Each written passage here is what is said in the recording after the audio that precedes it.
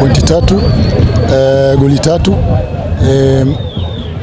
Kile nitasema ni first half, nafikiri kipindi cha kwanza umeona kuwa tumecheza against the wind.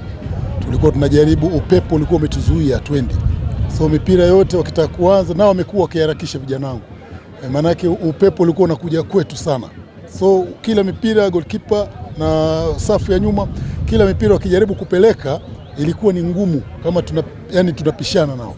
So nafikiri second half kuja nimemtoa Yonta, nimebadilisha tu kidogo ndani, nikamtoa Yonta, nikaleta na Kibinge is more creative player.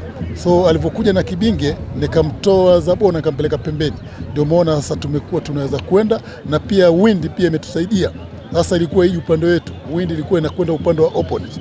So nafikiri kifundi naweza sema tu vijana wametii, waliowapa mwanzo heshima walioheshimu wale Coastal.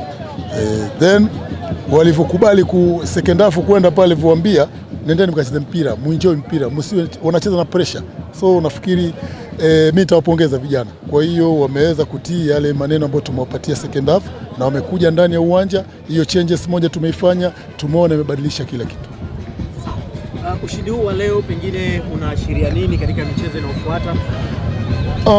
Kwanza naweza sema kuwa tuna mechi nyumbani na vijana wenyewe ni jukumu lao. So mimi nafikiri tutajaribu kuangalia wenzetu wanaocheza ambao tunacheza nao, ambao ni Namungo, ni timu nzuri. Tulikwenda kwao, tulikwenda sare 1-1. So akili yetu yote tumeweka kwa Namungo. So tujaribu tuangalie, siwezi sema kitu chochote, manake ukipata pointi 3 unasogea pale juu kidogo.